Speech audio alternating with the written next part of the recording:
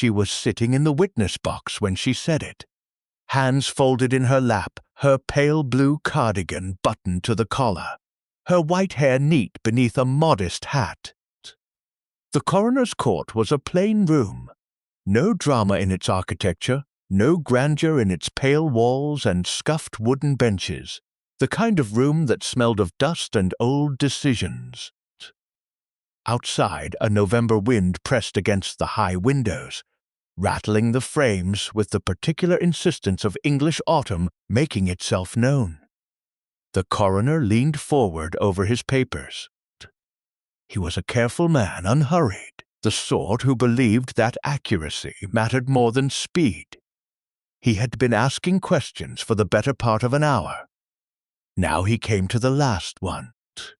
"And you, Miss Marple," he said, "at the time of Mr. Gerald Alderman's arrest, what did you conclude?" The room was very still. Miss Jane Marple, of St. Mary Mead, spinster, age 73, who had never in her life sought the attention of any room she occupied, looked at the coroner with her clear, faded eyes and answered without hesitation. "I concluded it was murder," she said quietly. "I concluded that Gerald Alderman had killed his wife. I communicated that conclusion to Inspector Slack of the St. Mary Mead Constabulary. Mr. Alderman was subsequently arrested, charged, and held on remand for 11 months before the true facts came to light." She paused. The room waited. "I was wrong," she said. "And because of that, an innocent man spent 11 months in prison." There was no apology in her voice, no performance of remorse for the benefit of the gallery. Just the plain, careful weight of a woman telling the truth about herself, which is perhaps the most difficult thing any of us is ever asked to do. What follows is the story of the one murder Miss Marple got wrong. Not a story of triumph. Not a story of a sharp mind outwitting a clever criminal in the final moments before disaster. This is a story about the particular blindness that comes dickest as clarity, about the danger of being right so many times that you forget you are capable of being wrong, and about what it costs, not just the man who went to prison, but the woman who put him there. Chapter 1. The Wrong Kind of Perfect Saint. Mary Mead in early October was the kind of village that seemed to exist slightly outside of time. The leaves on the great oaks along Church Lane had turned a deep, burnished amber, and they fell in slow, deliberate spirals, as if even the trees here observed certain standards of decorum. Mrs. Price had already put her winter pansies in. The Reverend Clement had begun his annual campaign to have the church roof repaired.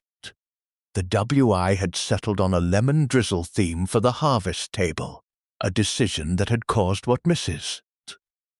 Bantry later described as a very civilized but deeply felt disagreement among 3 of its senior members. Into this settled, self-contained world, the Aldermans arrived on the 4th of October. Miss Marple observed them from her garden on the morning they moved into Larkspur House, the old stone property at the end of Vicarage Lane that had stood empty for the better part of 2 years.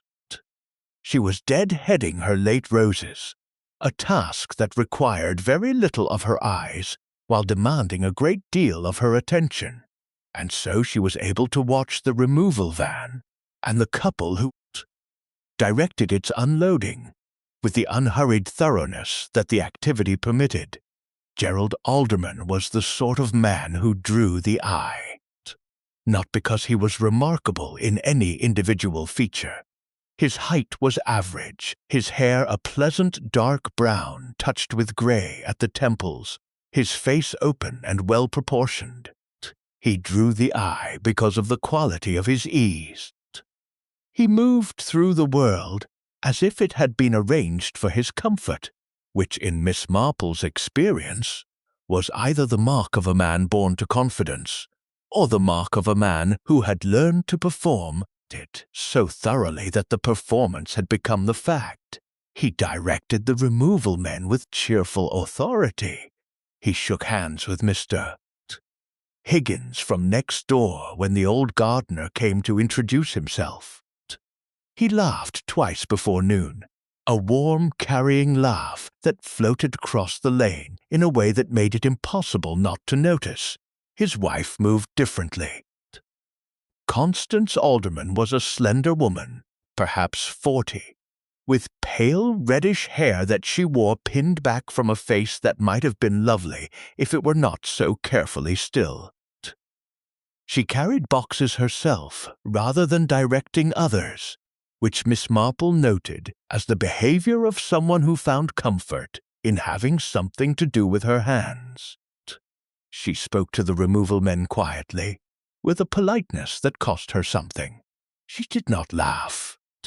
Once, while Gerald was occupied at the far end of the van, Constance stood in the lane holding a cardboard box and looked up at Larkspur House with an expression that Miss Marple could not quite name.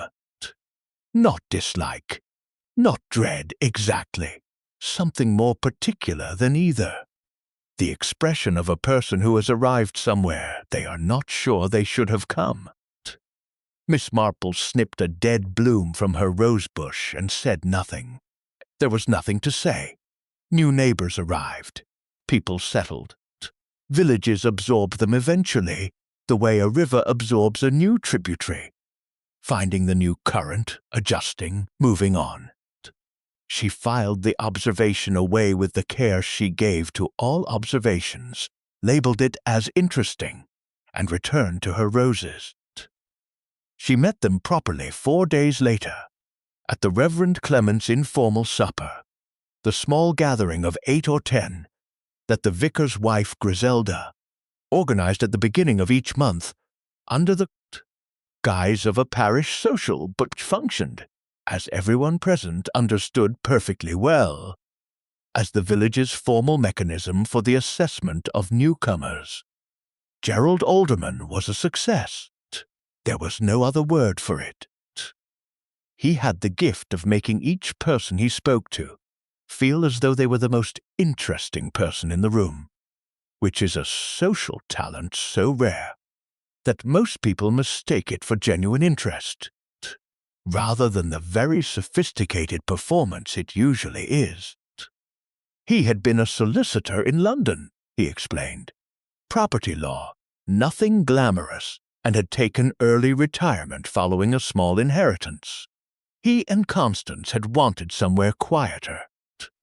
Constance especially, he said, with an affectionate glance at his wife across the room. She's always been better suited to the country than the city. Haven't you, darling? Constance, who was at that moment being gently interrogated about her preferences in flower arranging by Mrs. Price, looked up at the sound of her name. She smiled at her husband. The smile reached her eyes approximately halfway. Miss Marple, who had positioned herself near the fireplace with a glass of elderflower cordial and a view of the entire room, noticed the smile. She noticed more precisely the half-moment before the smile, when Constance's face had been doing something else entirely. She thought, that woman is frightened.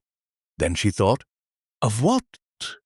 She had the opportunity to speak with Constance briefly near the end of the evening, when the two of them found themselves at the same end of the refreshments table at the same moment, reaching for the shortbread.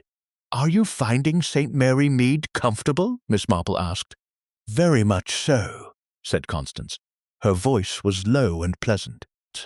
"Everyone has been extremely kind." "One does tend to be at first," said Miss Marple, with the mild self-deprecation of a woman who knows the village she lives in. "We are an inquisitive community. I hope you don't find it too overwhelming." A flicker of something passed across Constance's face. Not amusement, something more complicated. "I find I don't mind being watched," Constance said quietly. "It's being alone that I find difficult." It was an odd thing to say. Miss Marple absorbed it. She was about to respond when Gerald appeared at his wife's elbow, warm and smooth as a river stone, and drew her gently back into the larger conversation. Miss Marple ate her shortbread and thought about the way Constance Alderman looked at her husband when he wasn't watching her. Not with fear, precisely. With the vigilant, exhausted attention of someone who has been trying to read a landscape for a very long time, looking for a sign of weather. She told herself it was none of her business. She was wrong about that too, as it turned out. Constance Alderman died on the 15th of October, 11 days after moving to St. Mary Mead. She was found at the bottom of the cellar stairs of Larkspur House at 8:30 in the morning by her husband, who had gone to look for her when she did not appear for breakfast. The cellar stairs were steep and narrow, unlit except for a single bulb at the top landing. The door at the head of the stairs was warped in its frame and required a particular technique to open properly. A lift of the handle, a shoulder against the upper panel, which Gerald Alderman demonstrated tearfully to Inspector Slack in his first interview, explaining that Constance had not yet learned the trick of it and must have lost her footing. Her neck was broken. She would have died instantly, the doctor said. She would not have suffered. Inspector Slack, who was a man who prided himself on thoroughness, even when thoroughness led him to conclusions he had already reached before conducting it, investigated with his customary combination of activity and incuriosity. He interviewed Gerald. He interviewed the daily help, a capable woman named Mrs. Dove, who came each morning at 8 and who had not yet arrived when Constance fell. He examined the cellar stairs. He noted the warped door, the poor lighting, the absence of a handrail on the right-hand side. He wrote a report that described the death as a tragic accident, consistent with the evidence, and forwarded it to the coroner. The coroner agreed. Accidental death.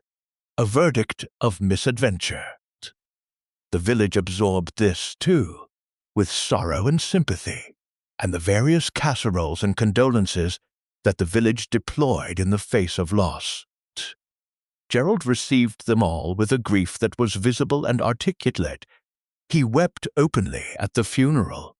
He spoke of Constance with a tenderness that moved several people to tears on his behalf, accepted every offered kindness with the gratitude of a man genuinely sustained by the warmth of his community. Miss Marple watched him. She watched him the way she watched the garden in February, when the soil looked bare and settled, and you could walk past it a dozen times and see nothing. But if you looked with the right kind of attention, you could see the disturbance where something was preparing to push up through the ground. She watched him at the funeral, where his grief was real and demonstrative and present in every expected moment. She watched his hands. That was the thing she noticed first. The thing that reminded her, with a small internal shift she recognized immediately, of a man she had known 20 years ago in St. Mary Mead. A man named Reginald Bartlett, who had poisoned his wife over a period of 3 months using a tincture of antimony obtained from a garden supply merchant, and who had wept at her bedside every single day of her dying with a consistency that the district nurse had found both moving and, in retrospect, slightly excessive. Reginald Bartlett had wept with his face. His hands had always been still. Gerald Alderman wept with his whole body. His shoulders shook, his voice broke. He pressed a handkerchief to his eyes with the helpless, undignified urgency of real grief.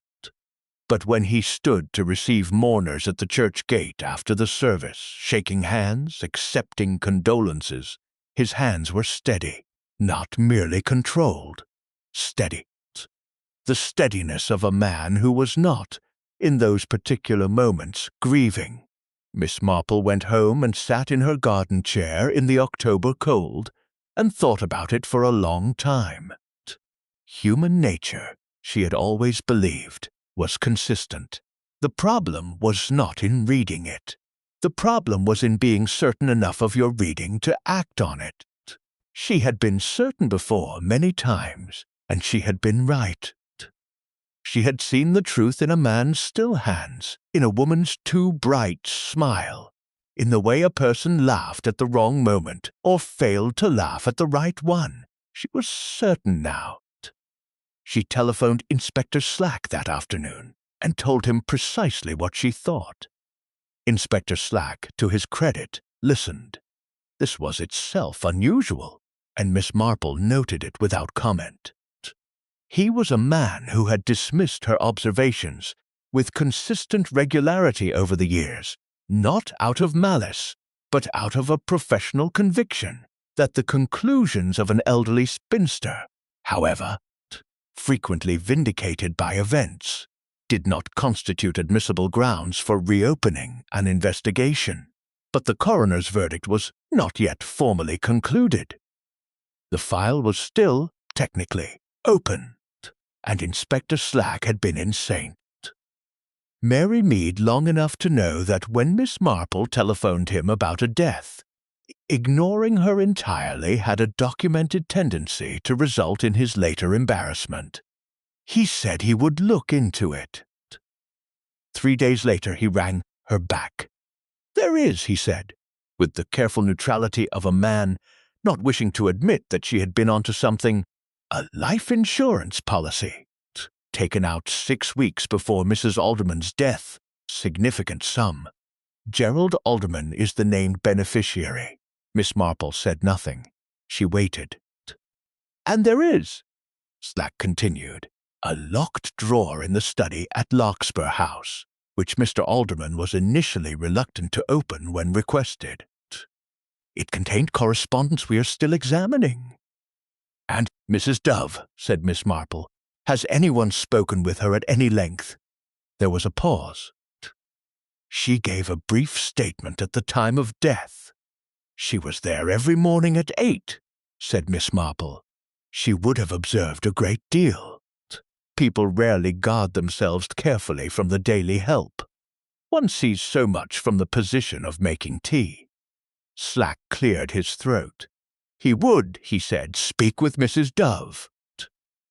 Miss Marple put down the receiver and looked out of her window at the bare October garden, at the last of the leaves releasing themselves from the oak tree, with the patient resignation of things that have held on as long as they can. She felt the particular, quiet satisfaction of a woman who believes she knows the shape of the truth and is watching it become visible. She would look back on that feeling later with something approaching sorrow, that certainty, that quiet, confident satisfaction. She would remember it precisely, its texture and its warmth, and understand it for what it had been, the most dangerous feeling she was capable of. Mrs. Dove was 61 years old, stout, dependable, and possessed of the kind of memory that misses nothing and files everything in order of relevance, without any conscious effort on the part of its owner. She had been a daily help for 37 years. She had worked in 8 households in and around the area of St. Mary Mead and the neighboring villages. She was not a woman who exaggerated. She was not a woman who sought drama. She told Inspector Slack, in a second and considerably more thorough interview, exactly what she had observed in the Alderman household during her 3 weeks of employment there. The Aldermans argued, not constantly, and not with the sustained noise of couples who have made an art form of mutual hostility, but with a specific, recurring friction that Mrs. Dove described as like a fire that's been banked, mostly quiet, but you know it's hot underneath. The arguments were about money, she thought, though she had never heard the details. and they were about someone, a person referred to in fragments of overheard conversation by a single initial, which Mrs.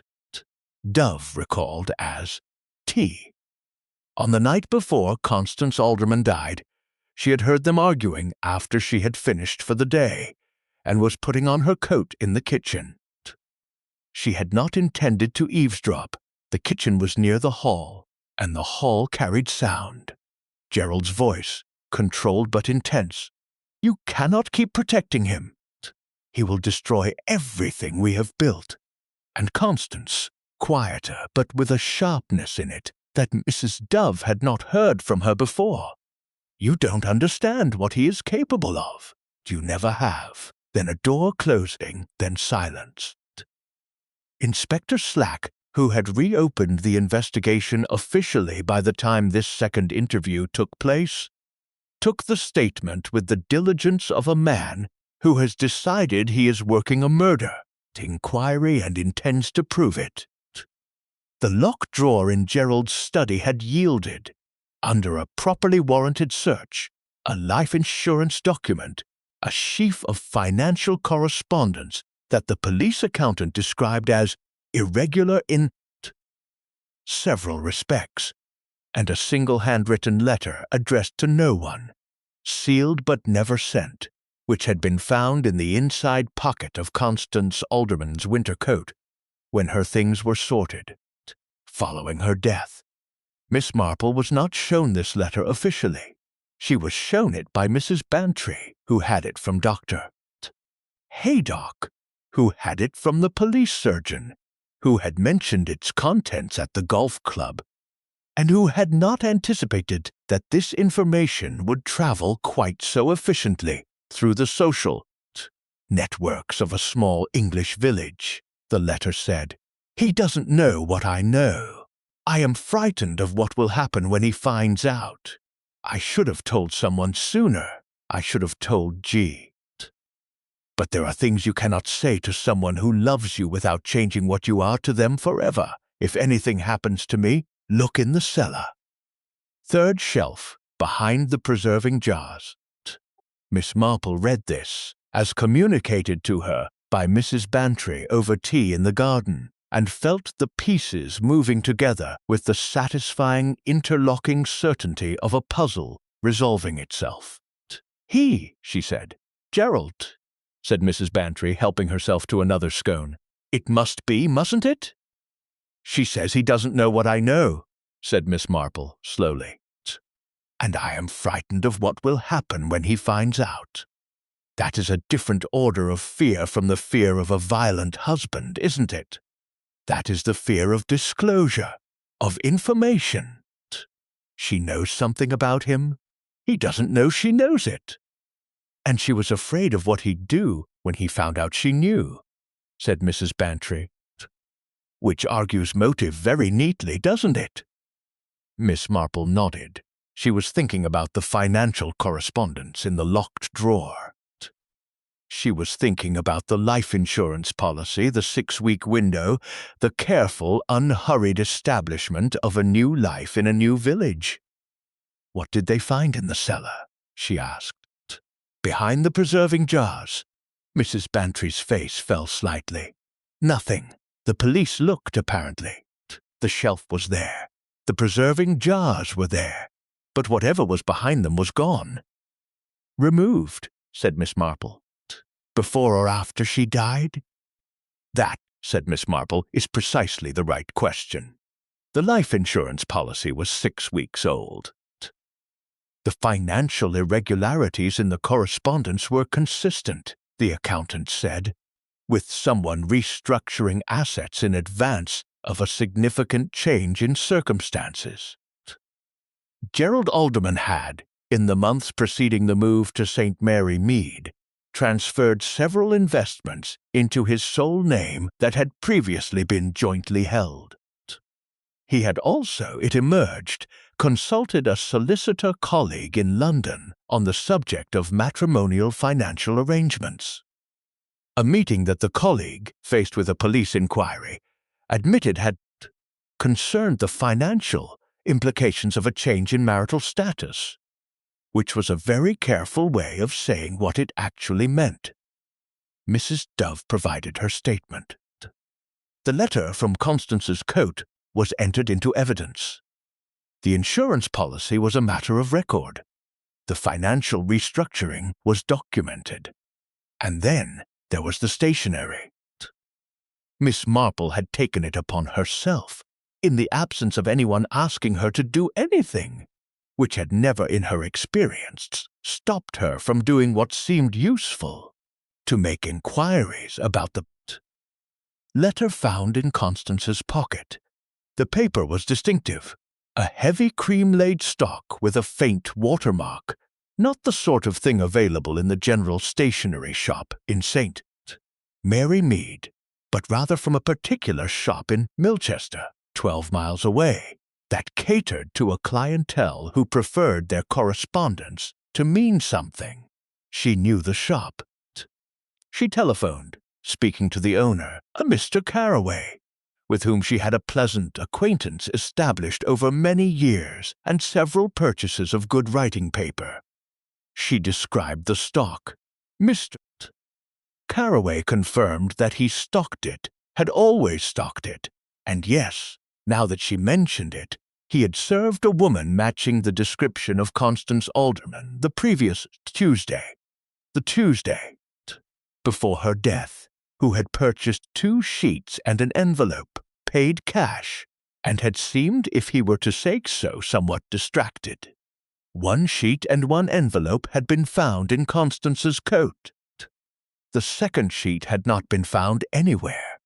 Miss Marple filed this detail alongside the others and continued. The missing detail, the one that should have slowed her down, the one that should have made her pause and reconsider the shape of the picture she was assembling, was in Constance Alderman's diary. A small, leather-covered diary, personal rather than practical, that Inspector Slack's team had catalogued among her effects without examining in detail, because diaries kept by murder victims are occasionally useful but rarely as useful as financial documents, and resources are finite. Miss Marple asked to see it. Inspector Slack, now at a point in the investigation where Gerald Alderman's arrest seemed not merely likely but imminent, and where Miss Marple's assistance had begun to feel more like an asset than an interference permitted it. She sat with the diary in Inspector Slack's office and read it carefully from its first entry to its last. It was not a confessional diary. Constance Alderman had not been a woman given to recording her inner life in extensive detail. The entries were short and factual, appointments kept, weather noted, small domestic observations. But 2 things stood out with the clarity of words underlined. The first was a name, or what appeared to be a name. Forest, written 3 times across 3 separate weeks, each time with a small circle drawn around it. No context, no explanation. Just the name, circled, as if Constance had written it down and then come back to look at it again. The second was a single entry from the Thursday of the week before her death. Wrote the letter. Could not send it. If I send it, everything changes. But if I don't, the entry ended there. The sentence was unfinished. The pen had been pressed hard enough at the terminal dash to leave a small groove in the paper. Miss Marple looked at the name R. Forest for a long time. She assumed it was a person. A person Constance had reason to record without explanation, to note and circle and return to. A person connected, perhaps, to whatever Constance knew about Gerald that she had been afraid for him to discover she knew. She told Inspector Slack that the name needed investigating. He agreed. Inquiries were made.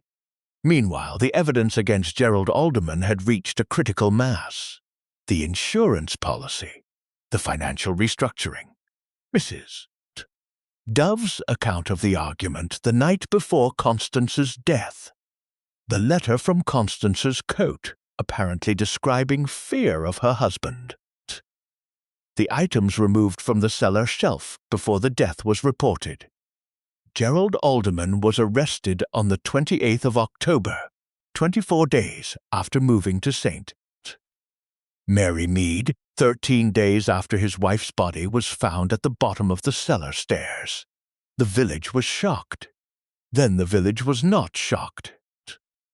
Then the village, with the unconscious efficiency of communities that have known enough tragedy to have developed a certain pragmatism about it, began quietly rearranging its understanding of the Aldermans in light of what it now believed to be true. Mrs. Price said she had always thought there was something not quite right about him. Mrs. Bantry said she wasn't sure she had thought that exactly, but now that she considered it. Griselda Clement said that one could never really know people, which was simultaneously the most and least useful observation anyone made. Miss Marple said nothing to anyone. She attended Gerald Alderman's remand hearing on the 2nd of November, sitting in the public gallery in her pale blue cardigan, her handbag on her lap, her knitting untouched beside her. She watched him. He sat in the dock with the careful composure of a man who is frightened and is refusing to perform the fear, because he does not believe that performing it will help him. He did not look broken. He did not look guilty. He looked like a man in the grip of something he cannot yet fully comprehend. The way people look when a disaster has occurred and the brain has not yet found the framework to contain it. Miss Marple watched his hands. They were not still. They moved, not restlessly, but with the slow, unaware movements of a person in genuine distress. He pressed his fingertips together. He released them. He turned his thumb ring 3 times on his finger, stopped, turned it back. She thought about Reginald Bartlett, his still hands at his wife's funeral. The performance so complete and so maintained that not a tremor had broken through it. Gerald Alderman's hands were not still. She told herself, distress can be performed too. Grief can be performed. A clever man can learn to shake. She told herself this because she needed to believe it. She walked home from the remand, hearing through the November cold, the first frost beginning to silver the grass along Church Lane, and she felt for the first time the small, cold touch of something she could not quite name. Not doubt, not yet. Something quieter than doubt and more persistent. A feeling like a thread pulled loose, not enough to unravel anything, not yet. Just enough to notice that it was there. She ignored it. She would think about this later, too.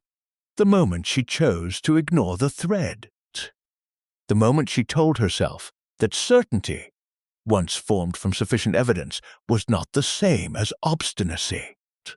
That standing by a conclusion you had reached carefully was not the same as refusing to look. She had been right before. She was right now. She went home, made herself a pot of tea, and sat with her knitting and the last of the October light, and told herself the thread meant nothing. November settled over St. Mary Mead like a grey wool blanket, well-intentioned and slightly suffocating. The trees were bare. The mornings came late, and the evenings came early, and the village moved through the reduced light with the philosophical resignation of people long accustomed to the English winter's fundamental indifference to human preference. Gerald Alderman was on remand. His trial date was set for the following February. His solicitor, not a local man, but a precise and energetic younger man from Milchester named Fry, had entered a plea of not guilty and had begun making the particular kind of noise that defense solicitors make when they believe their client is innocent, and are also beginning to believe that the case against him may be less solid than it appears. Miss Marple, who was a woman of routine, maintained hers. The knitting circle met on Wednesdays. The library book was exchanged on Thursdays. The garden was tended in the hours of feeble November daylight, with the faithful attention of someone who knows that what you do in winter determines what grows in spring. She did her shopping, paid her calls, attended church on Sunday, ate her breakfast and her supper at the times she had always eaten them. But something was different. She could not quite settle. She had noticed, over the course of her long life, that there was a specific quality of mental discomfort that arrived when a conclusion she had reached was being contested. Not by external evidence, not yet, but by some wordless process happening in the less accessible rooms of her own mind.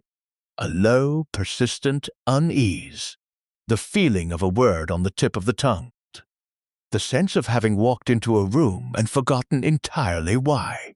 She returned to the facts. She made herself a fresh pot of tea, sat at her writing desk, and took out the small notebook she kept for the purpose, and went through everything from the beginning. The insurance policy, the financial restructuring, Mrs. Dove's account of the argument, the letter from Constance's coat. She stopped there. Read the letter again from memory, word by word. He doesn't know what I know. I am frightened of what will happen when he finds out. She had read this as Constance describing Gerald. Everyone had. It was the natural reading given the other evidence, given the argument Mrs. Dove had reported, given the insurance policy and the financial documents. He was Gerald. Constance knew something damaging about Gerald.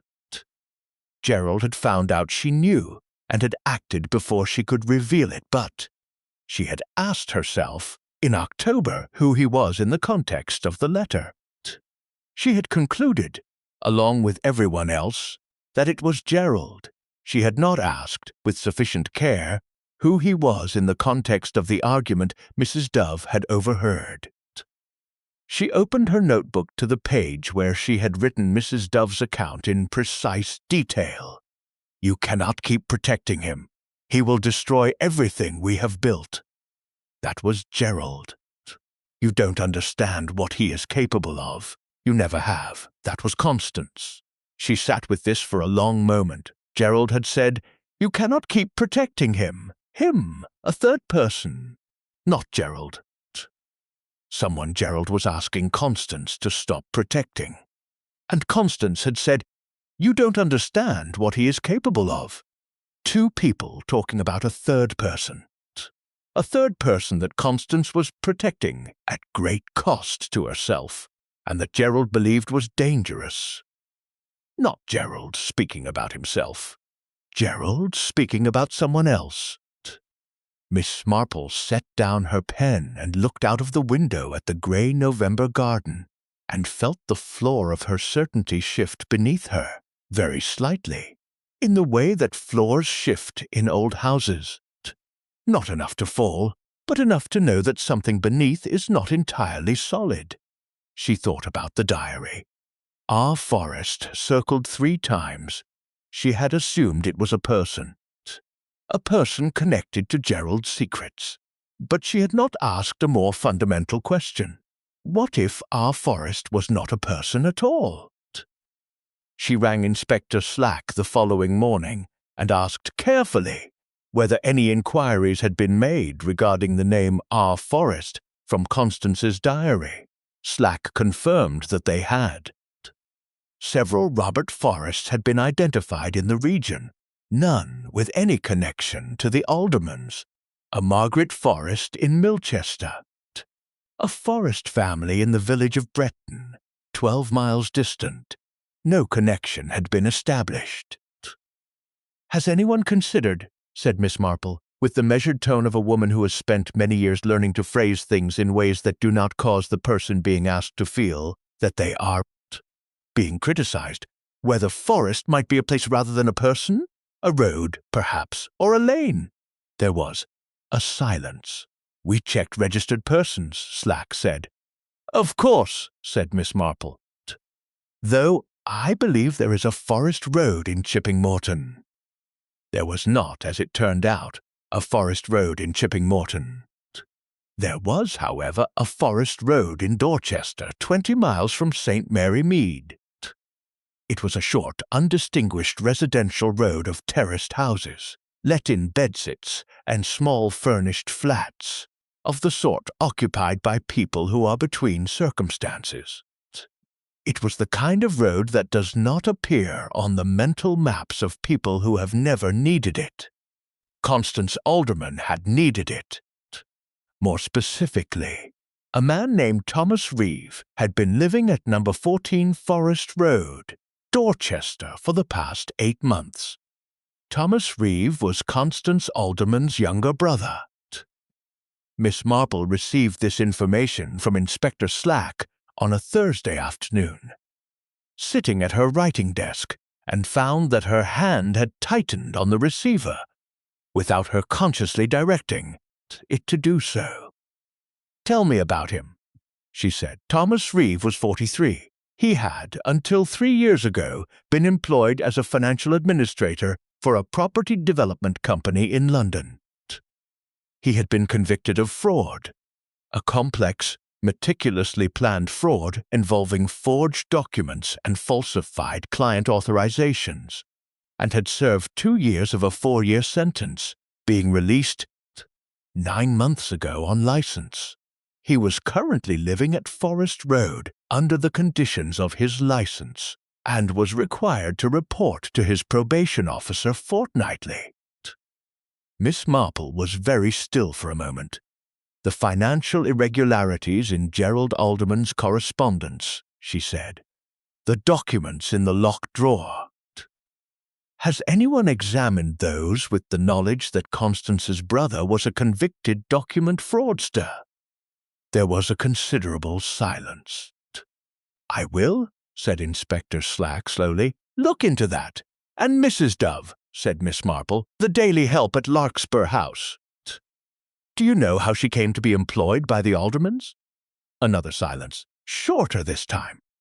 "I'll find out," said Slack. The answer, when it came, took 2 days. Mrs.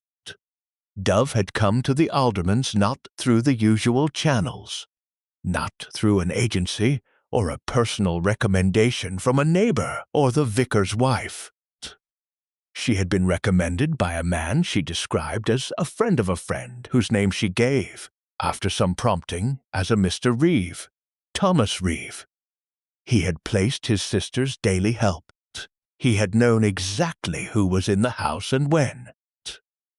Miss Marple sat in her sitting room with this knowledge, and felt the architecture of the case she had constructed beginning to shift around her in the way of a building whose foundations have been quietly, thoroughly undermined. The walls were still standing, the roof was still in place, but the ground beneath was different from what she had believed it to be. She went back to Constance's letter. "He doesn't know what I know. I am frightened of what will happen when he finds out. Thomas Reeve. Constance knew something about her brother. Thomas did not know she knew it.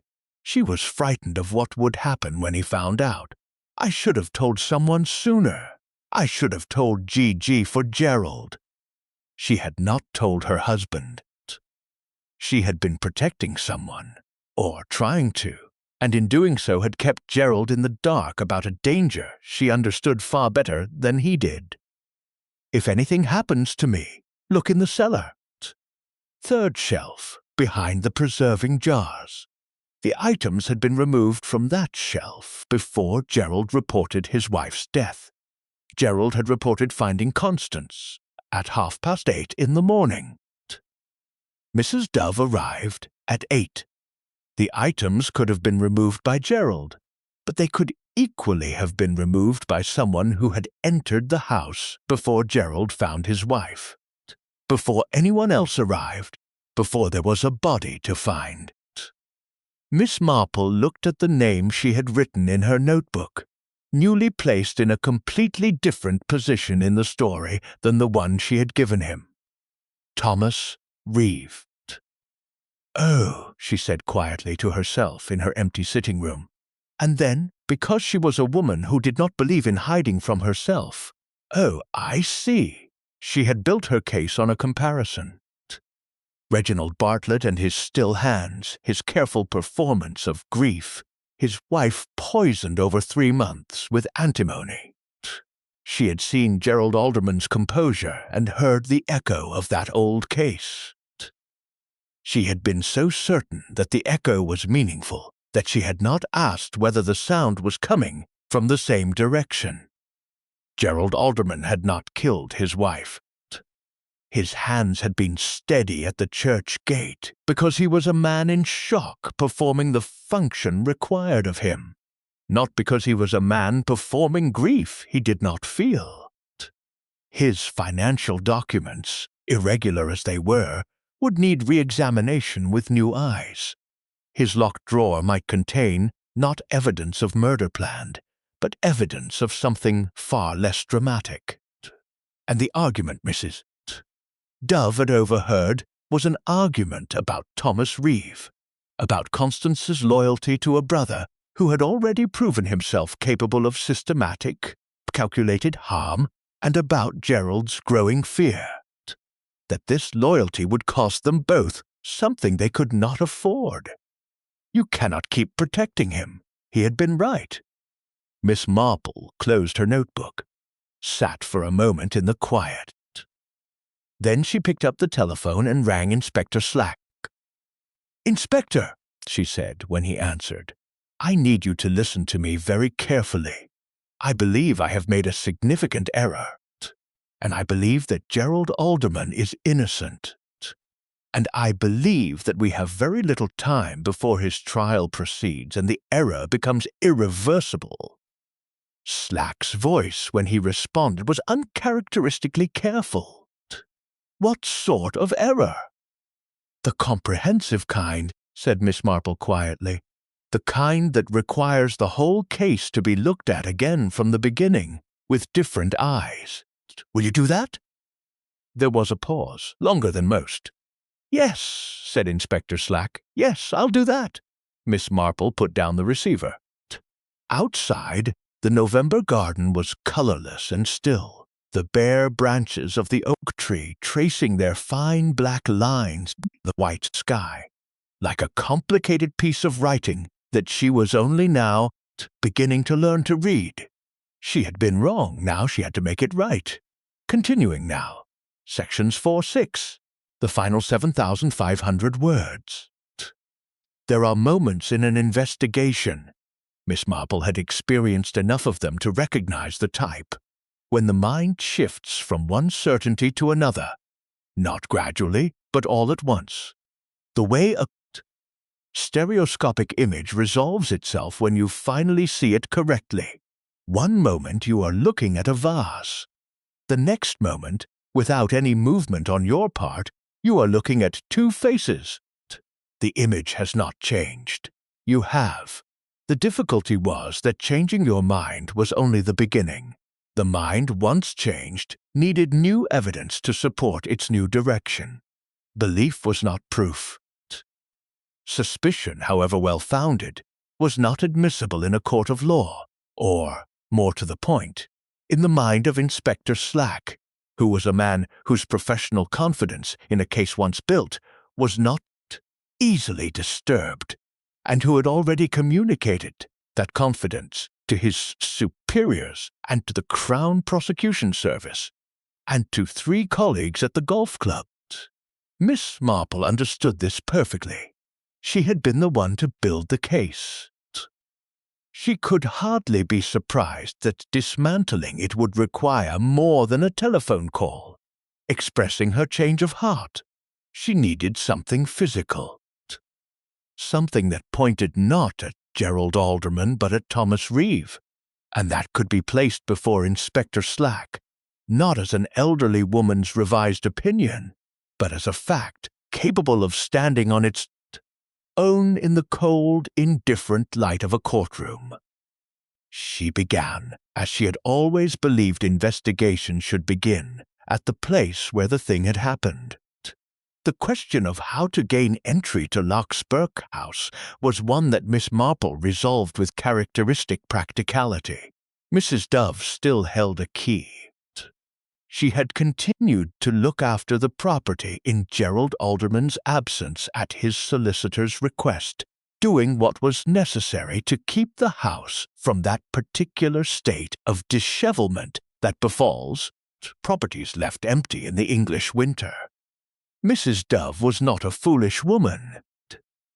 She was also not, as Miss Marple had observed during the investigation, a woman entirely free of conscience regarding the part her unwitting testimony had played in Gerald Alderman's arrest. Miss Marple called on her on a Tuesday morning and was direct. "I believe Gerald Alderman did not kill his wife," she said, sitting at Mrs. Dove's kitchen table with her hands folded and her expression as mild and unhurried as if she was discussing the flower rota. "I believe I may have contributed to an injustice. I need to examine the cellar stairs at Larkspur House, and I should be grateful for your assistance." Mrs. Dove looked at her for a long moment. Then she went to her coat hook and retrieved a set of keys. "I'll come with you," she said. Larkspur House in mid-November had the particular atmosphere of an unhappy building, not malevolent, as houses in sensation novels tend to be, but subdued, as if it had absorbed the weight of the events that had taken place within it and was still processing their implications. The hallway smelled of cold, and the particular mustiness of rooms left too long without the animation of daily life.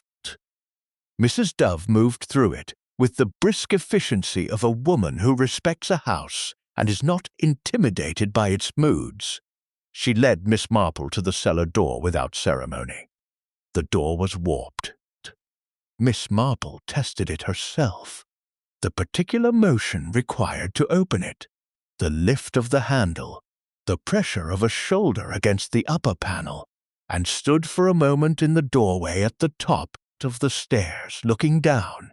The cellar stairs were steep, 13 steps uncarpeted, the wood aged and slightly uneven. The single bulb at the top landing threw a cone of yellow light that reached perhaps halfway down before the stairs descended into dimness. There was no handrail on the right side. There was a rope handrail on the left, fixed to the stone wall with iron brackets, worn smooth by use. Miss Marple noted the rope handrail. She noted its position on the left wall. She thought about Constance Alderman, who had been found at the bottom of the stairs, her neck broken. She thought about the inquest report, which she had obtained through Mrs. Bantry's network with its customary efficiency. The report described Constance as having been found lying on her right side, her head toward the foot of the stairs, her right arm extended, her left arm beneath her body. If you were descending these stairs and lost your footing, you would reach for the handrail. The handrail was on the left. If you reached for it and missed, or if your grip failed, the momentum of a fall on a steep staircase would carry you forward and to the right. You would land on your right side, head toward the foot of the stairs. The body had been found consistent with a fall during descent.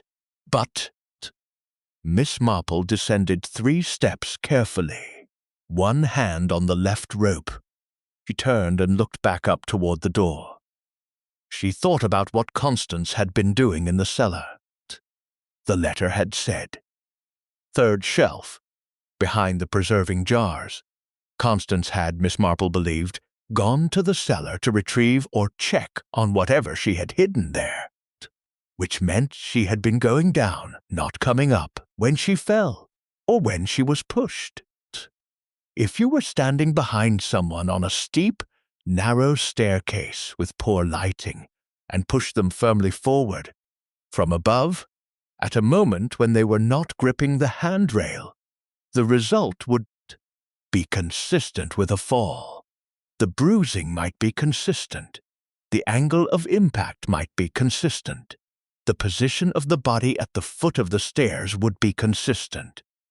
Everything would be consistent with an accident, unless… Miss Marple descended the remaining 10 steps to the cellar floor and turned the old switch that activated the lower lighting. A bare bulb, even dimmer than the one above, casting the stone-walled cellar in a flat, yellowed half-light. She stood quietly and let her eyes adjust. The cellar was used for storage. Wooden shelves lined 3 of the 4 walls, stocked with the accumulated practical reserves of a household: tins of paint, cardboard boxes, garden equipment, glass jars of various sizes in varying states of use. The 3rd shelf on the left wall held a row of preserving jars, as described. She went to it. The jars were there. The space behind them was empty. Whatever had been placed there was gone. She was not looking for that. She was looking for something the police had not known to look for, because the police had not been asking the question she was now asking. She was looking for evidence that someone else had been in this cellar. Someone other than Constance Alderman. Someone who had been here recently enough to leave a trace. She looked at the floor first. Stone flags, old, slightly uneven, dusty in the corners but not throughout. Mrs. Dove kept the house, and the cellar had been walked by the investigating officers. Whatever foot traffic had occurred had been overlaid many times. She looked at the stairs. At the individual steps, starting from the bottom and working upward, crouching with some care at each one, her knees making their polite protest at the cold and the angle. She found it on the 3rd step from the bottom. It was small, a smear really, no wider than a thumb and no longer than 2 inches, dried now but still faintly visible against the pale grain of the wooden step.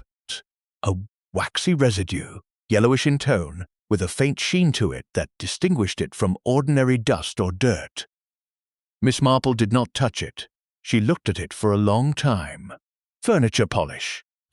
Not the general-purpose spray variety that had largely replaced the older forms by this period, but the wax-based cream variety, the kind applied by hand and buffed in. She knew the smell and the look of it, because she had used the same type herself for 40 years, on the furniture in her sitting room specifically. And she knew with certainty that it was not the type of product used in a cellar. It was a sitting room product, a product for polished wood surfaces, not stone floors and raw timber stairs. Someone had come down these stairs, carrying wax furniture polish on their hands or their shoes. Someone who had recently been in a room where that polish was applied. Not a member of the investigating team, who would have had no occasion to be in contact with it. Not Constance Alderman, who had been found at the foot of the stairs and had not walked them that day in any reconstructed account. Someone who had been in the sitting room of Larkspur House recently, and then had come down into the cellar. Miss Marple straightened carefully, pressing one hand against the wall for support, and stood very still for a moment, breathing the cold cellar air. She had asked Inspector Slack to investigate Thomas Reeve. She had asked him to re-examine the financial documents with knowledge of Reeve's conviction. She had asked him to look at how Mrs. Dove had come to be employed. These were important lines of inquiry. They were establishing motive and connection. But motive and connection were not enough without a thread that ran to the house, to the stairs, to the specific evening when Constance Alderman died. The furniture polish on the 3rd step from the bottom was a thread, a thin one. But threads had a way, in Miss Marple's experience, of unraveling things that appeared entirely intact. She called up to Mrs. Dove, who was waiting in the hallway. "The furniture polish you use in the sitting room," she said. "The wax cream variety. Does Mr. Alderman have any in the cellar, Mrs.?" Dove appeared at the top of the stairs and looked down at her with a slightly worried expression, as if she had only now fully registered that allowing a 73-year-old woman into a cellar alone was perhaps not her best decision of the week. "No," she said. "I keep it in the kitchen cupboard. It's never been in the cellar. Is everything all right?" "Perfectly," said Miss Marple. "Could you describe the furniture in the sitting room? In particular, which pieces are regularly polished?" Mrs. Dove listed them: the sideboard, the writing desk, the occasional table by the window. The table by the window, she added, had needed a thorough polish the week before Constance died because Gerald had knocked a glass of water across it, and the moisture had left a mark. "And you polished it yourself?" Miss Marple asked. "I did, Thursday morning." "The Thursday before she died. And when was the last time you applied polish to that table before Thursday?" "A fortnight before, at least. It's not a weekly job, that piece." "So the polish smell would have been fresh on Thursday." "Someone who sat at that table, or stood near it, or laid their hands on it, might well have transferred wax to their clothing or their skin without knowing." Mrs. Dove was quiet for a moment. "You think someone sat at that table?"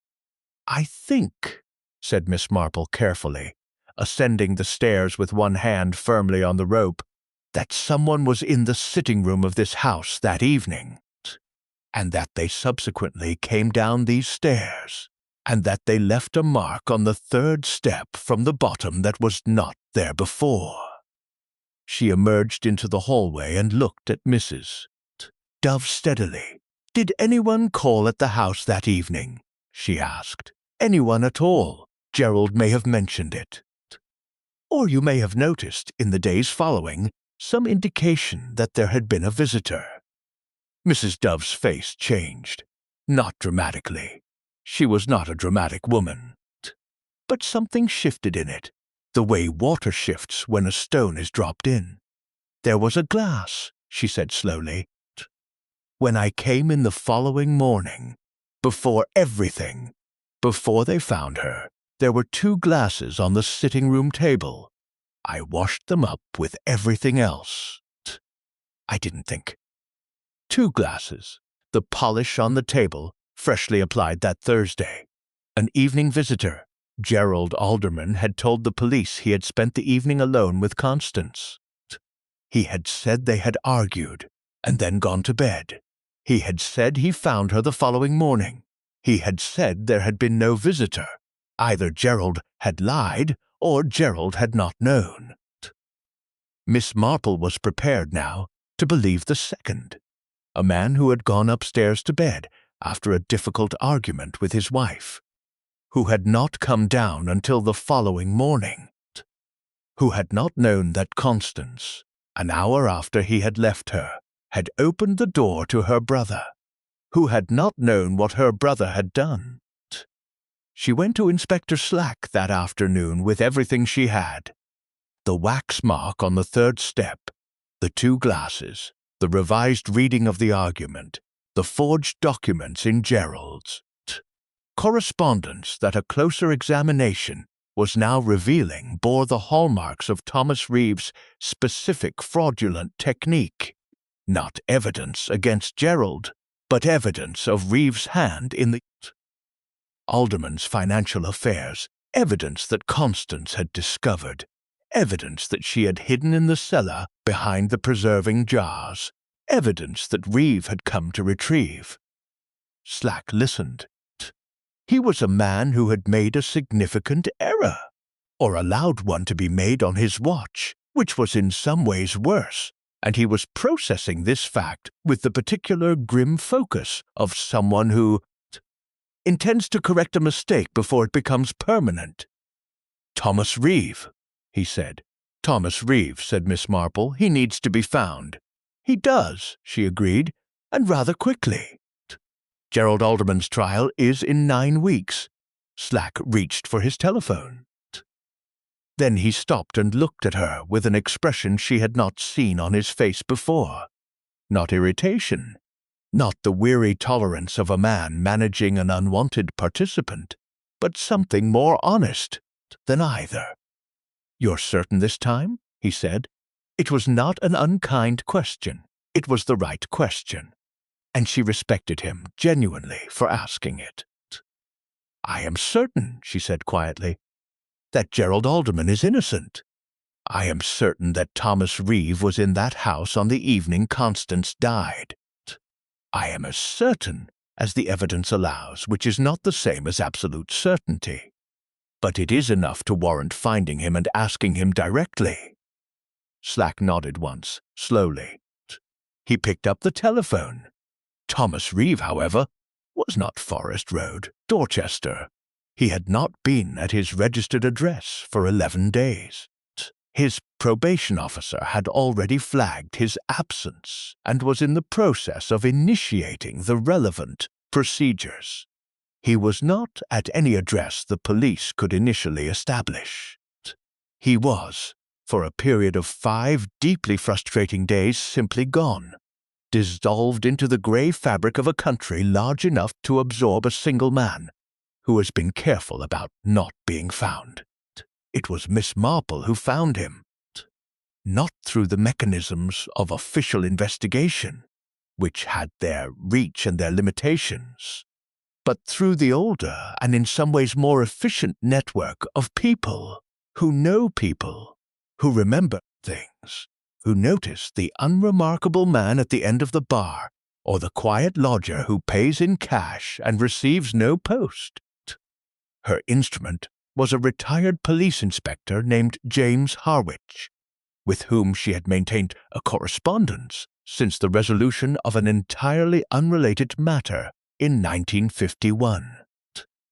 Harwich was a man of wide acquaintance and few pretensions, who had spent 30 years in the force, developing a precise understanding of where people go when they are trying not to be found, and an equally precise network of contacts distributed throughout those places. She wrote to him on a Wednesday. He replied on a Friday. Thomas Reeve was in Eastborne, living under the name Robert Fellows in a guest house on the seafront, and had been there for 8 days. Miss Marple looked at this information for a moment. Then she went next door in spirit, if not in geography, telephoning Mrs. Bantry. "I need to go to Eastborne," she said. "Eastborne," said Mrs. Bantry. "In November, I am afraid so." A pause. "I'll bring the good gloves," said Mrs. Bantry. They took the Thursday morning train. Mrs. Bantry had packed a small case with the cheerful efficiency of a woman who has decided that an unexpected journey to the English coast in November is an adventure and intends to treat it as such. She had also thoughtfully packed a thermos of beef consommé and 2 shortbread fingers wrapped in greaseproof paper, which Miss Marple was grateful for in the way that one is grateful for small warmths against large cold. The train moved through the winter countryside, fields stripped to their essentials, hedgerows dark and skeletal, the sky that particular shade of flat pewter that the English November does better than anywhere else on earth. Miss Marple sat with her hands folded in her lap and her eyes on the window, and was for the most part quiet. Mrs. Bantry, who understood her friend well enough to know when quiet was required, occupied herself with a novel for the first 40 minutes. Then she said, without looking up from the page, "Are you quite all right, Jane?" "I am thinking," said Miss Marple. "About the case? About the era," she said. "They are not quite the same thing." Mrs. Bantry put down her novel. "You know," she said, with the directness of a woman who has been a friend long enough to have earned it, "you might be kind to yourself about it. You built the case on what the evidence showed. The evidence was pointing in the wrong direction. The evidence was pointing in the direction I had already decided to look, said Miss Marple quietly. That is the distinction. I saw Gerald Alderman's composed hands, and I thought of Reginald Bartlett. And having thought of Reginald Bartlett, I looked at everything else through that lens. The insurance policy confirmed what I already believed. The letter confirmed it. Mrs. Dove's account confirmed it. I was not following the evidence.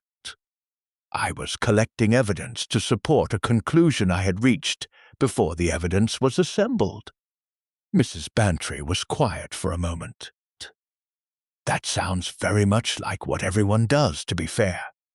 Everyone does it, Miss Marple agreed. That is precisely why it is dangerous. One expects it from ordinary people operating on instinct.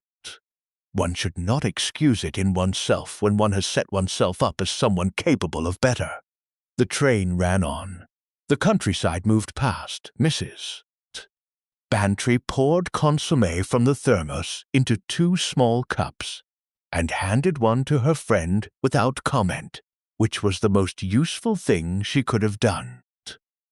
The guest house was a narrow Edwardian building on the seafront, white-painted and slightly salt-scored, of the kind that persists along English seaside towns with the cheerful stubbornness of things, that have weathered too many winters to be intimidated by another.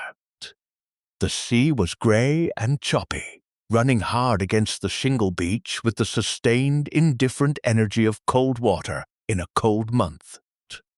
A handful of elderly people walked along the promenade with the determined air of those who believe that fresh air is good for you, regardless of whether you enjoy it.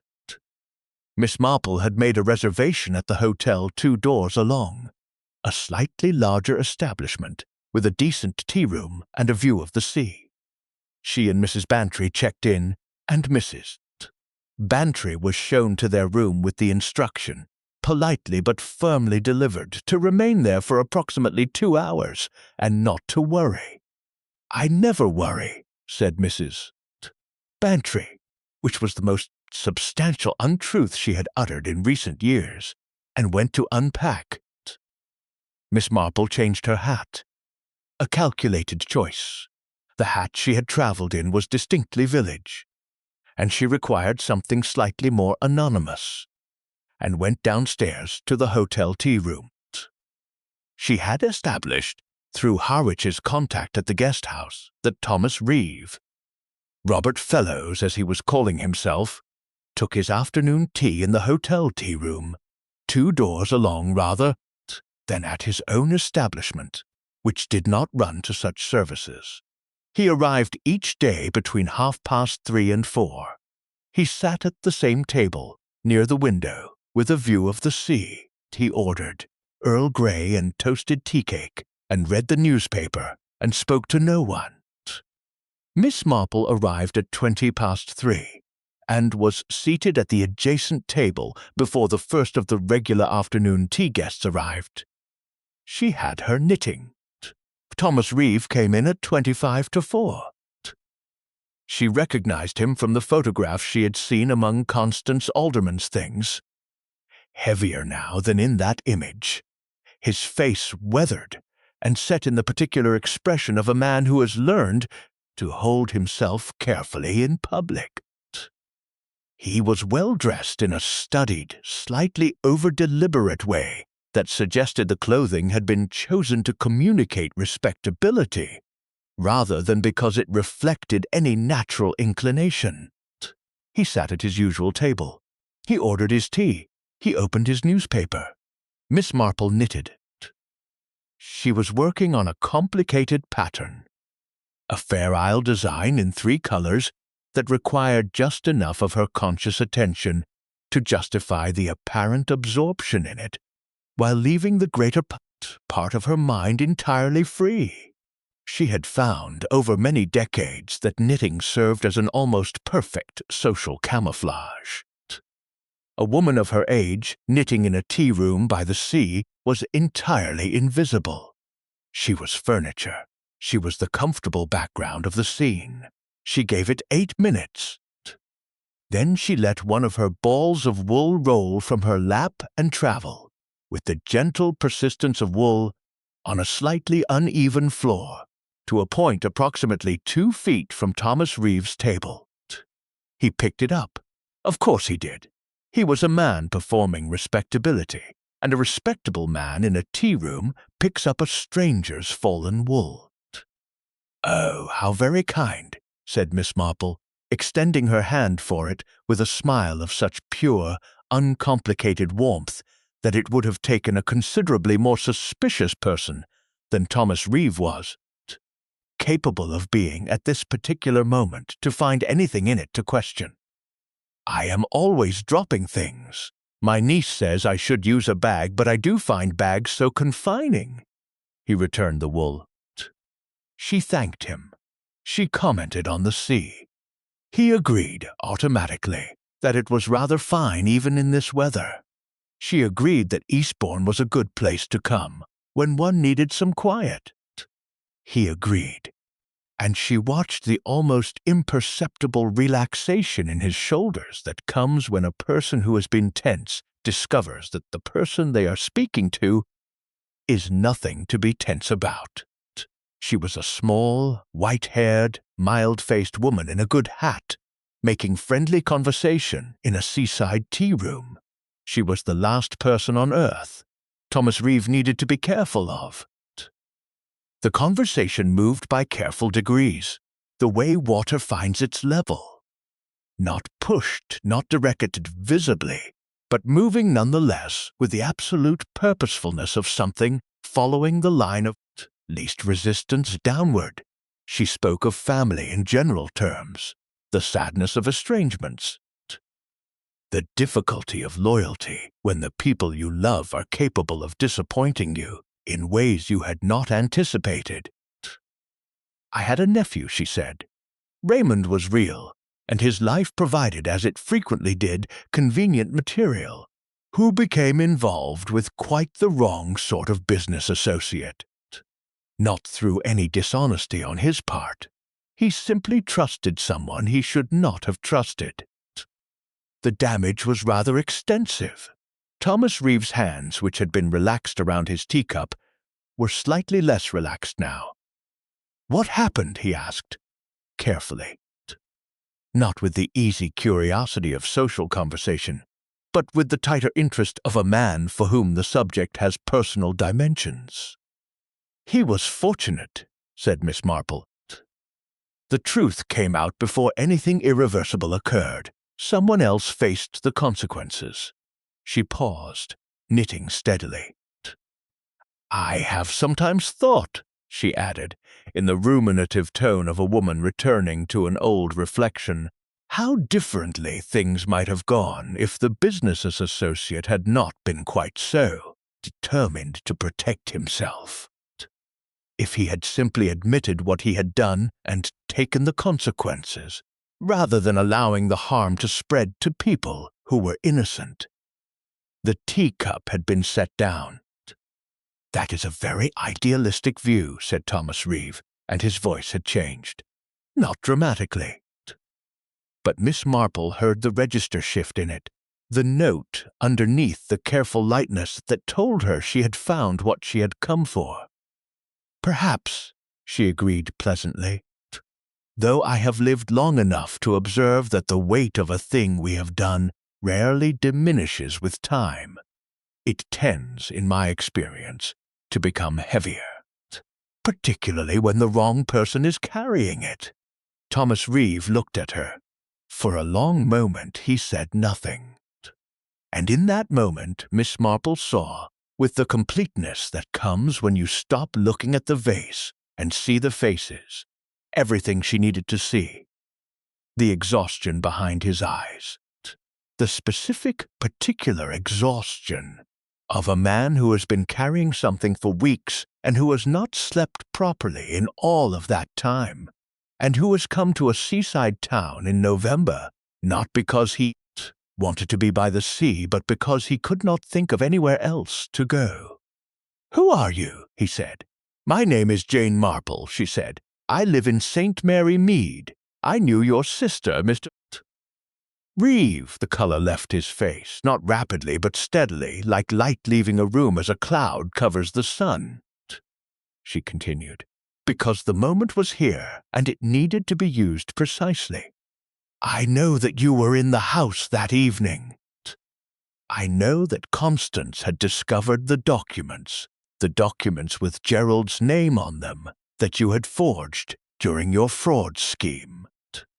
I know she had hidden them in the cellar, and that you came to retrieve them, because if they were found in a police investigation of Gerald's finances, the forgery would be discovered, and you would be returned to prison for a very long time." He said nothing.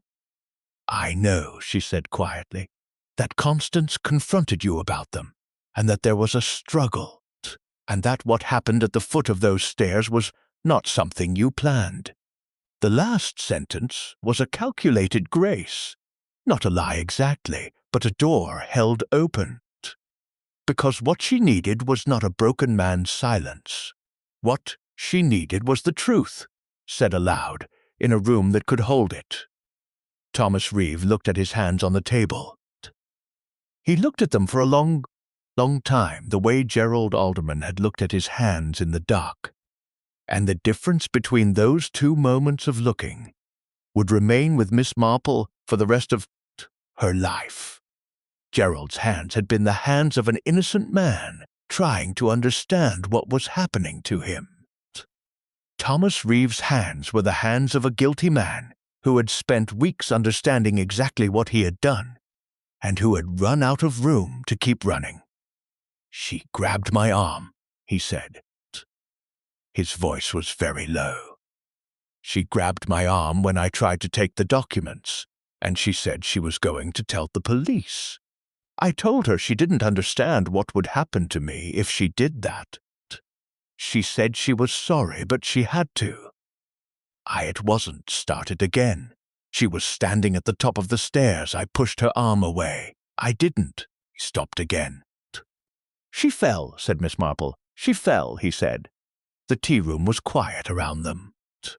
At the far end, near the window, a retired inspector named James Harwich sat with a cup of coffee and a view of the sea, and if he held a small recording device in the inside pocket of his jacket, he gave no outward indication of the fact.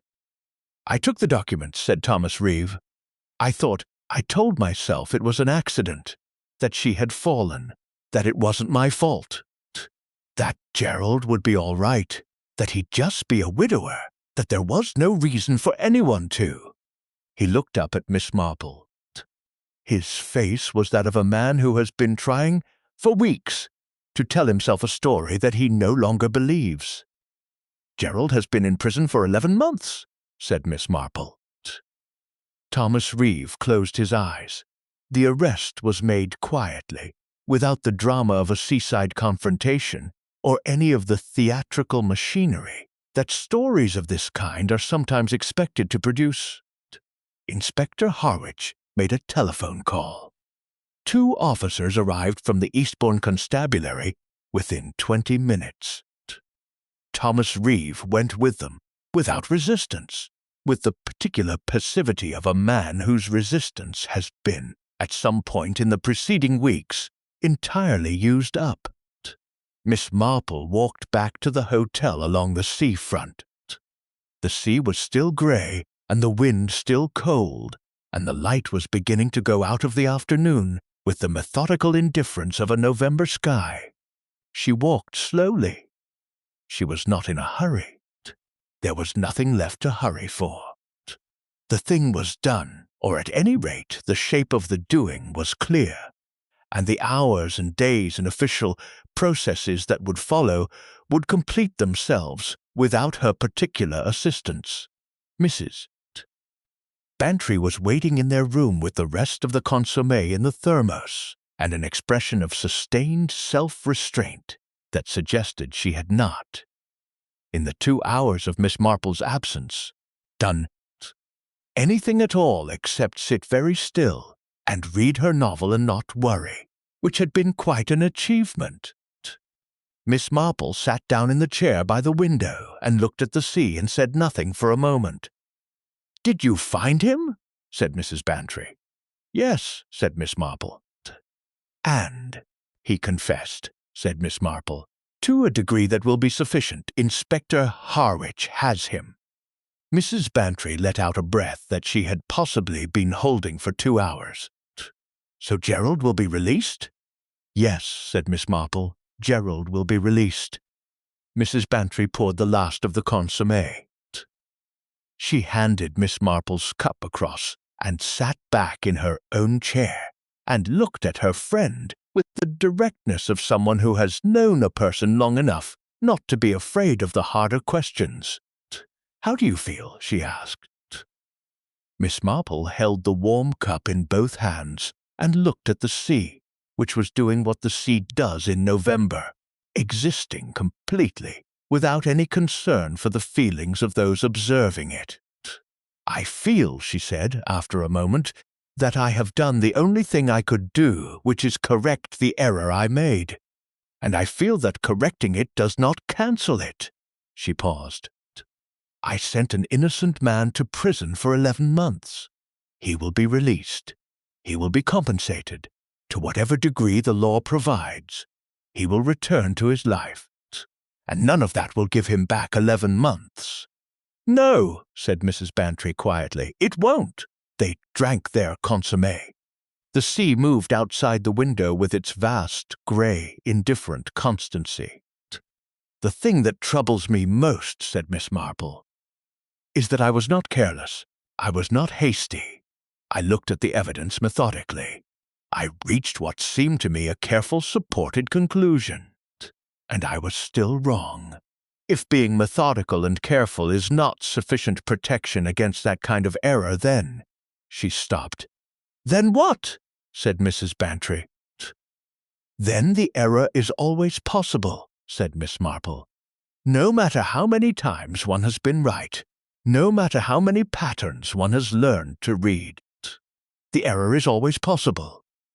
The light was going now, the grey of the sea, deepening toward the grey of the evening, the horizon dissolving into the sky with the gentle indistinction of things that were always more alike than they appeared. "I know," said Mrs. Bantry. "That's rather frightening, isn't it?" "Yes," said Miss Marple, "it is." Gerald Alderman was released from remand on a Tuesday morning in February, 4 months after his arrest, 7 months before his trial date would have been reached. The release was quiet and largely unannounced, which was typical of releases of this kind and typical of the law's relationship with the concept of apology, which it acknowledges formally and expresses minimally. There was no ceremony, there was no press. There was a gate and a grey February morning, and Gerald Alderman walking through it in the suit he had been arrested in, carrying a small bag, into a world that had continued without him for 11 months. Miss Marple was there. She had not told anyone she was going. She had taken the early bus to Milchester, and from there a taxi to the Remand facility, a journey that took the better part of 2 hours, and that she undertook alone in the pale February morning, with her hands folded in her lap, and her expression one of settled, quiet resolution. She stood perhaps 20 yards from the gate when Gerald emerged. He looked thinner. It was the first thing she noticed. Not dramatically, not in the way that suffering is rendered in paintings, where it becomes aesthetic. He looked thinner in the practical, ordinary way of a person who has spent 11 months somewhere that food is adequate but not good, and who has not slept as well as he should, and who has been living at a level of sustained stress that the body absorbs quietly, and then reveals all at once when the stress is removed. He did not see her immediately. He stood for a moment in the pale light, the bag in his hand, and looked at the car park and the bare trees beyond it with an expression that contained several things at once.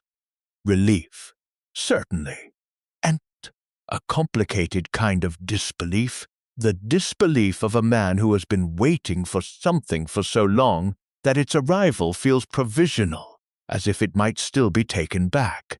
Then he saw her. He was still for a moment. She was still. Between them, the cold February air was very clear. The kind of clarity that belongs to winter mornings when the light comes in flat and unsparing and makes everything exactly as it is. He walked toward her. She did not move. She stood and waited and did not look away, because this was not a moment that ought to be looked away from. He stopped in front of her.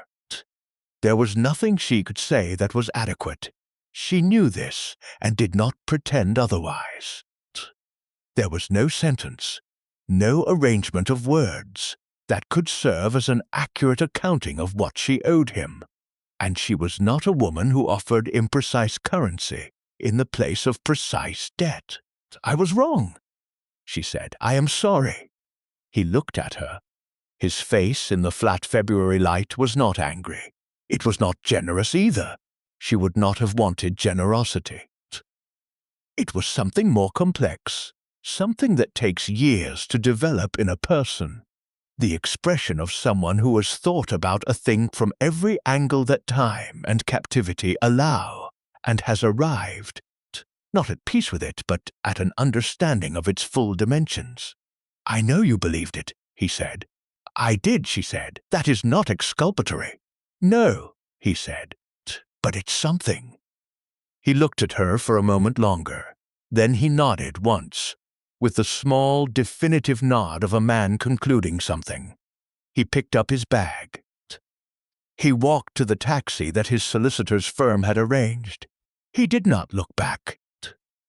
Miss Marple stood in the car park for a moment after his taxi had pulled away, in the cold and the thin February light, in the specific silence of a place from which someone has just left.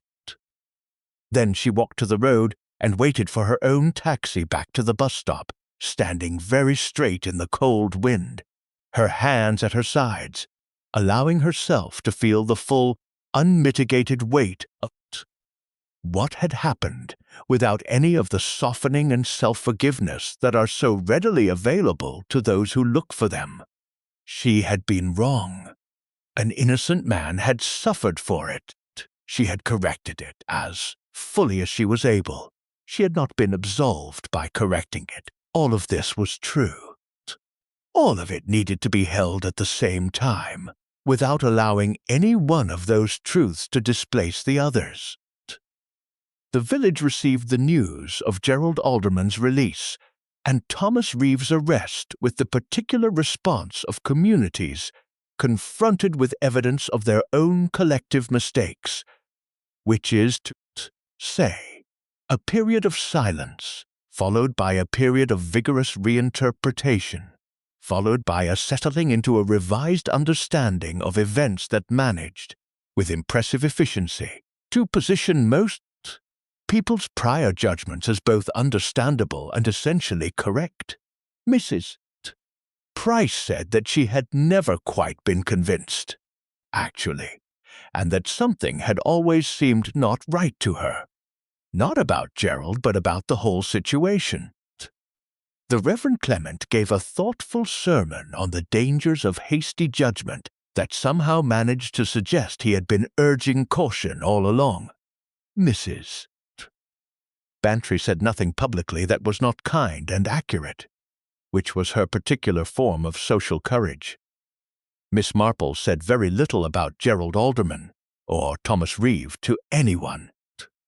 She was not a woman who processed her mistakes through conversation. She processed them through the longer, more private route of genuine reconsideration, the kind that does not seek an audience and does not arrive at easy resolutions. She returned to her garden. It was February, and there was not much to do in a garden in February, but there was always something. The checking of the winter bulbs, the clearing of dead wood, the assessment of damage from hard frosts. She moved through it in the cold mornings with her secateurs and her gardening gloves and the familiar, steadying rhythm of practical attention. She thought about the Reggie Bartlett comparison. She had been right about Reginald Bartlett. She had read his still hands and his composed grief and understood what they meant, and she had been right, and the truth had been established and justice served. That was real. That had happened. She had looked at Gerald Alderman's steady hands at the church gate, his control in a moment of public mourning, and she had heard the echo of Bartlett and followed it. And the echo had led her somewhere the truth was not.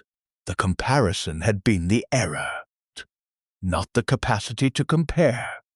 That was the mechanism by which she read people, and it had served her well for decades, and she could not and would not abandon it.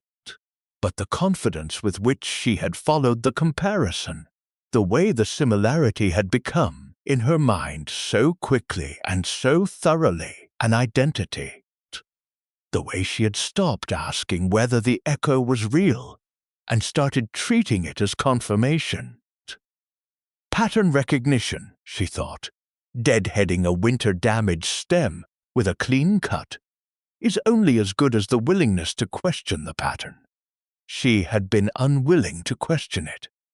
She had been too certain, too early, and her certainty had been so satisfying, that warm, quiet click of things settling into their places, that she had not examined it carefully enough. This was the lesson. Not that she was capable of error, which she had always known intellectually, but that she was capable of error in the specific way that competent people are capable of it, through the very faculties that made her competent. Through pattern recognition deployed without sufficient skepticism, through the seduction of a conclusion that felt right, she would not be fully protected against it again. That was the other part of the lesson, the one she had begun to articulate to Mrs. Bantry on the seafront in Eastborne, and had been completing, in the privacy of her own mind, ever since. The error was always possible. The only honest response to that fact was not despair and not false humility and not the abandonment of the work. It was vigilance, a particular, ongoing, effortful vigilance about one's own certainties, and a willingness to treat the most satisfying conclusions with the most skepticism, precisely because they were satisfying. Mrs. Bantry came to tea on a Wednesday afternoon in late February, when the snowdrops in Miss Marple's garden had pushed themselves up through the cold ground with their usual courage, and the first of the crocuses was beginning to show. "I've been thinking," said Mrs. Bantry, with a cup in hand and a directness that Miss Marple had always found refreshing, "about what you said in Eastborne, about the error being always possible, and I wanted to ask you something." "Ask it," said Miss Marple. "Will you still trust yourself?" said Mrs. Bantry. "After this, will you still look at things the way you look at them? Follow the threads? If someone in the village dies tomorrow under suspicious circumstances, will you do what you've always done?" Miss Marple was quiet for a moment. She looked out of the window at the February garden, at the snowdrops, at the bare oak tree, at the patient, continuing work of the season moving through its changes. "Yes," she said, "even knowing you could be wrong again." "Especially knowing that," said Miss Marple, "the alternative is to stop looking. And there is only one thing I can imagine that would be worse than being wrong." "What is that?" said Mrs. Bantry. "Being wrong," said Miss Marple, "because I had decided that the cost of being wrong was too high to risk being right." She picked up her teacup. Mrs. Bantry considered this in the way that Mrs. Bantry considered things that were both true and uncomfortable, which was with a short silence followed by a change of subject, executed with sufficient skill to suggest it had been her own idea all along. But the question stayed with Miss Marple after her guest had gone, staying in the way that questions stay when they have reached the place where answers are both found and remade by what we do with them. She had been wrong. She had put an innocent man in prison. She had corrected the error with every resource available to her. She had stood in a cold car park on a February morning and received the consequence of what she had done without flinching from it, which was the only honest thing left to do. She would go on looking. She would go on reading the still hands and the halfway smiles, and the small, precise details that the surface of ordinary life laid over its deeper currents, because that was what she was, and what she had always been, and because the world needed people willing to look even at the cost of sometimes being wrong. But she would carry this case with her, not as a wound and not as a defeat, as a ballast, the weight that keeps a ship from tipping when the water is rough. The knowledge, held honestly and without softening, that certainty is not the same as truth, and that the distance between them can contain the whole of a person's life. In the coroner's court, in the plain room with the pale walls and the scuffed benches, the wind pressing against the high windows with the particular insistence of English November, Miss Jane Marple looked at the coroner across the clean distance of the witness box and finished her answer.